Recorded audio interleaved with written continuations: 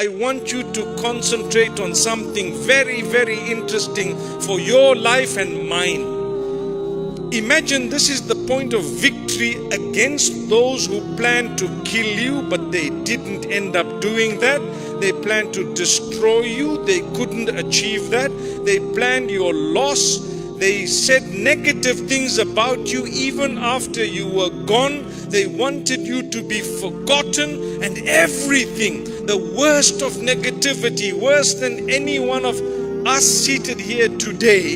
And I can tell you, when it was discovered that this was Yusuf and these were actually the brothers who planned all of this downfall, the first statement the Quran records of what he said is قَدْ مَنَّ اللَّهُ عَلَيْنَا. Allahu Akbar, Allahu Akbar, Allahu Akbar, Allahu Akbar. He says, indeed Allah has favored us. Subhanallah. All the hardship forgotten, everything forgotten.